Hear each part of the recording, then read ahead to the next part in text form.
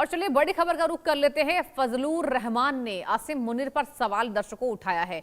1971 की जंग का हवाला देकर आसिम को घेरा है। पाक फौज की बहादुरी हम देख चुके हैं। 1971 वाला कांड दोहरा रहा फील्ड मार्शल, योद्धा नहीं दीमक है आसिम मुनीर। बलूचिस्तान में खून खराबे पर उन्होंने चिंता जताई है। पीओके खैबर पख्तूनख्वा के हालात पर भी सवाल खड़े कर दिए। ताकत के दावे से जीत नहीं होती है। फजलुर रहमान ने देखिए सबसे बड़ा तंज कस दिया है इनके मुल्ला मुनीर फील्ड मार्शल पर। पाकिस्तान में मौलाना डीजल के नाम से मशहूर फजर उर रहमान ने फील्ड मार्शल असीम मुनीर की फिर उड़ा दी है धज्जियां। नेशनल असेंबली के सदस्य और बड़े धार्मिक नेता फजल उर रहमान ने एक कार्यक्रम के दौरान पाकिस्तान की सीमा और उसके नेतृत्व पर सवाल उठाया है। रहमान ने सेना प्रमुख आसिम मुनीर को 1971 की हार और भारत के सामने आत्मसमर्पण की याद दर्शकों को दिलाई है। उन्होंने बलूचिस्तान, खैबर पख्तूनख्वा और पीओके के हालात पर सवाल उठाते हुए जताया कि लंबे समय तक खून खराबा जारी रहा तो पाकिस्तान का टूटना तय। मौलाना डीजल यहीं नहीं रुके। उन्होंने इशारे में कहा कि ताकत होने का दावा करने से ही जीत साबित नहीं होती। फजलुर रहमान ने दिसंबर 1971 की जंग का जिक्र करते हुए कहा, भारत के सामने हथियार डालने से एक दिन पहले जनरल याहिया खान ने पाकिस्तान की जनता को संबोधित कर कहा था कि सेना गली गली और खेतों से लेकर पहाड़ों तक लड़ाई लड़ेगी, लेकिन अगले ही दिन पाकिस्तानी सेना ने हथियार डाल दिए। पाकिस्तान के मौलाना ने कहा, ये बड़े बड़े खेल तो हमने उस वक्त भी सुने हैं। फजलुर रहमान ने सवाल किया कि जब पाकिस्तान की जनता इतनी मुश्किलों से गुजर रही है तो उसे लगातार मुश्किलों में क्यों डाला जा रहा है। मौलाना ने बलूचिस्तान और खैबर पख्तूनख्वा के हालात पर भी चिंता जताई है। उन्होंने साफ कहा कि इन इलाकों में जंग जैसे हालात हैं, लगातार खून बह रहा है। उन्होंने पीओके के रावला कोट में लंबे समय से चल रहे प्रदर्शन का भी जिक्र किया है। उन्होंने कहा कि वहां लोग करीब 3 महीने से प्रदर्शन कर रहे हैं, लेकिन उनसे बातचीत नहीं हो रही है। मौलाना डीजल के नाम से मशहूर हैं मौलाना फजलुर रहमान। उन्होंने देखिए इनके फील्ड मार्शल की धज्जियां उड़ाकर रख दी हैं। विदेश मामलों के जानकार बेहद खास मेहमान प्रोफेसर करोड़ी सिंह सर मेरे साथ इस खास जानकारी में जुड़ चुके हैं। सर बहुत स्वागत है आपका इंडिया न्यूज पर करोड़ी सर।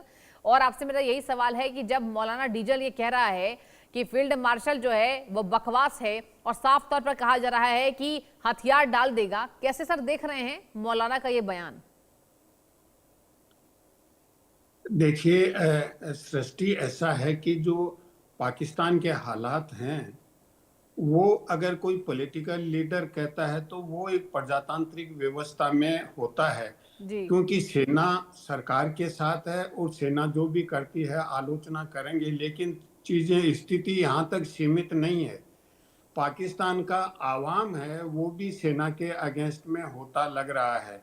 वो इस रूप में लग रहा है कि 31 जुलाई को वेटरन्स हैं जो पाकिस्तान की सेना से रिटायर हुए ऑफिसर्स हैं, उन्होंने सरकार को एक चिट्ठी लिखी कि पाकिस्तान की सेना जिस तरीके से अपने ही लोगों से डील कर रही है जी। उस तरीके से दुश्मन की सेना भी डील नहीं कर सकती। और अगर सेना, जिस देश की सेना जो वहां की जनता का विश्वास खो देती है, उस देश को कोई नहीं बचा सकता। और उन्होंने इतनी निराशा व्यक्त की है कि हम थे तब सेना की ये स्थिति नहीं थी। तो ऐसी स्थिति में सेना जो पाकिस्तान में भूमिका निभा रहा है उसका, अब पाकिस्तान के राजनेता तो होते हैं, क्योंकि राजनेता आपस में कंपटीशन होता है प्रजातांत्रिक व्यवस्था में, वो आलोचना करते हैं, लेकिन आवाम अगेंस्ट में हो रहा है। और इस लेवल तक हो रहा है कि उन पाकिस्तान की सेना को कंट्रोल करने के लिए एयर स्ट्राइक करना पड़ रहा है बलूचिस्तान जैसी जगह में। तो जब सेना अपने ही लोगों पे एयर स्ट्राइक कर रहा है, इसका मतलब सेना का पे भरोसा भी नहीं है और स्थिति नियंत्रण में भी नहीं है। और इसीलिए फजलुर रहमान ने ये कहा है कि जिस तरह से बांग्लादेश के से हालात बन रहे हैं, क्योंकि जो बांग्लादेश का निर्माण भी पाकिस्तान की जो हालात थी उसी की वजह से हुआ, जी। पाकिस्तान की सेना ने अत्याचार किए, उसी की वजह से बांग्लादेश का इमरजेंस हुआ। अगर सेना अत्याचार नहीं करती तो शायद बांग्लादेश नहीं बनता। आज सेना उससे भी ज्यादा हालात खराब कर रही है। और एक बहुत महत्वपूर्ण चीज ये है कि पाकिस्तान के जो गृह मंत्री हैं वो किसी भी, जो इनका कोलिशन है दो पार्टी का, पीपी का और मुस्लिम लीग का, उनका सदस्य नहीं है, ये इंडिपेंडेंट है। और जो मुनीर का आदमी है फील्ड मार्शल का आदमी है। और दोनों मिलके हो सकता है कि पाकिस्तान में जैसा भी जमहूरियत है उसको भी खत्म कर दे, अगर आगे अगर स्थिति बढ़ती है बिल्कुल।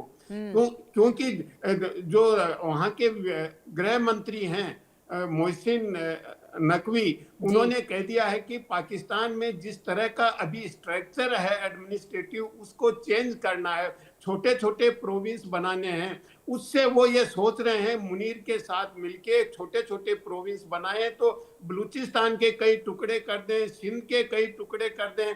ये तो उनका सोच है, लेकिन वो टुकड़े करने की सोचेंगे तो उससे पाकिस्तान में और हालात खराब हो जाएंगे। सिंध में ऑलरेडी ये कह दिया है सिंधियों ने कि अगर सिंध का आप विभाजन करेंगे तो सिंध की पहचान का सवाल है, आप किसी भी प्रोविंस की पहचान को खत्म कर रहे हैं, तो हम ऐसी चीजें एक्सेप्ट नहीं करेंगे।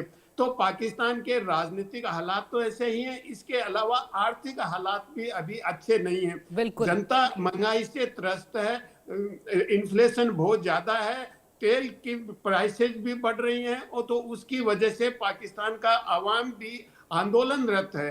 तो ऐसी स्थिति में मुझे लगता है कि पाकिस्तान का सेनाध्यक्ष है जो फील्ड मार्शल और कुछ मंत्रियों के साथ, जिसमें मोहसिन नकवी पहला हो सकता है जो गृह मंत्री है, ये सब मिलके कहीं सत्ता नहीं पलट दें, जो पाकिस्तान के लिए तो अच्छा नहीं होगा लेकिन पड़ोसी देशों के लिए भी अच्छा नहीं होगा, विशेष रूप से भारत के लिए। अगर सेना इस तरह के हालात करती है, सेना टेक ओवर करती है, तो ये सृष्टि हालात पाकिस्तान के बन रहे हैं। लेकिन ये तो पाकिस्तान का आंतरिक मामला, पाकिस्तान को डिसाइड करना है। लेकिन अगर दूसरे देशों पे उसका असर पड़ेगा तो वो और ज्यादा हालात खराब हो जाएंगे इस पूरे क्षेत्र के लिए। जी सृष्टि। बिल्कुल सर, आपने बहुत अच्छा विश्लेषण किया कि कहीं ना कहीं पाकिस्तान की हालत कैसी है और आसपास के देश पाकिस्तान पर किस तरीके से नजर बना के रखे हुए। लेकिन सर देखिए, दिमाग कहना बहुत बड़ी बात हो जाती है। मौलाना डीजल साफ कह रहा है कि आसिम मुनीर दीमक है और पूरे पाकिस्तान को चाट के खत्म कर देगा। अब सर देखिए, पाकिस्तान को पूरा क्या खत्म करना, पाकिस्तान वाकई 80% हम कह सकते हैं खत्म हो गया है। जहां खाने के लिए यहाँ पर भोजन नहीं है, लाले पड़े हैं, और तुर्की से ड्रोन मंगाए जा रहे हैं, जिस तरीके से सऊदी अरब का सहारा लिया जा रहा है, चाइना सबसे बड़ा यहाँ पर हेल्पर के तौर पर उभरा है। अब सर ऐसे में क्या आप मान रहे हैं कि तमाम देशों की सहायता के बिना पाकिस्तान कितना हद तक कंगाल हो चुका है? देखिए, पाकिस्तान अब अमेरिका के नजदीक भी जा रहा है, चाइना के नजदीक भी जा रहा है, और चाइना और अमेरिका प्रैक्टिकली एक दूसरे के राइवल हैं। जी। लेकिन पाकिस्तान के मामले में दोनों क्यों साथ हैं, ये एक सोचने लायक बात है। वो साथ इसलिए हैं कि पाकिस्तान चाहता है कि अमेरिका से कुछ मदद मिल जाए, बिल्कुल। उससे वो चाइना को जो ऋण चुकाना है, उसकी किस्त चुकानी है, वो उसमें चुकाने में मदद मिल जाए। और इसीलिए अमेरिका के सामने पाकिस्तान ने पूरी तरह से प्रैक्टिकली सरेंडर कर दिया है। जो क्रिप्टो करेंसी में को लेके आया मामला लेके जो उलझा था, और दूसरा जो मिनरल्स वगैरह हैं बलूचिस्तान में, वो भी अमेरिका को देने को तैयार हो गया है। तो ऐसी स्थिति में पाकिस्तान की सरकार ये चाहती है, विशेष रूप से मुनीर जैसे लोग वो ये कह रहे हैं कि पाकिस्तान की कूटनीति बहुत सफल है, अंतर्राष्ट्रीय स्तर पे पाकिस्तान की प्रतिष्ठा बढ़ रही है। लेकिन घरेलू मामलों में जो हालात बन रहे हैं, उससे लगता है कि पाकिस्तान अपनी स्थिति संभाल नहीं पाएगा। बिल्कुल, और वो नजर आ रहा है। प्रोफेसर सर, बहुत अच्छी आपने जानकारी दी है। बहुत बहुत शुक्रिया सर जुड़ने के लिए, तमाम जानकारी साझा करने के लिए। और चलिए एक बार आपको सुनाते दर्शकों की आखिर मौलाना डीजल ने ऐसा क्या कहा है आसिम मुनीर को लेकर, सुनिए। ये कहना कि हम मुल्क के मुहाफिज हैं, किसी का बाप भी इस मुल्क को नुकसान नहीं पहुंचा सकता, मानते हैं आप बड़े ताकतवर हैं। लेकिन मुझे याद है, और शायद कोई बुजुर्ग ऐसे हों जो उनको भी याद हो, जब दिसंबर 1971 में हथियार ढालने से एक दिन पहले जनरल याहिया खान ने कौम से खिताब किया और कहा हम लड़ेंगे, गली गली में लड़ेंगे, सहराओं में लड़ेंगे, खेतों में लड़ेंगे, कारखानों में लड़ेंगे, पहाड़ों में लड़ेंगे और लड़ेंगे, और इनके खिलाफ हम जंग लड़ेंगे। अगले हथियार फेंक दिए।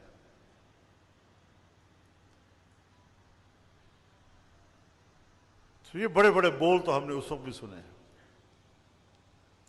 मुल्क को और अवाम को क्यों इम्तिहान में डाल रहे हो, क्यों मजे ले रहे हो जब आपकी पब्लिक इस कर्ब से गुजर रही है। और आज 2026 है। 1979 में जब अफगानिस्तान में इनकलाब आया और जंग शुरू हुई, अब आप बताएं कि 45-46 साल हो रहे हैं, एक ही खत के ऊपर इतने निस्फ सदी के करीब खून बह रहा है। इस तरह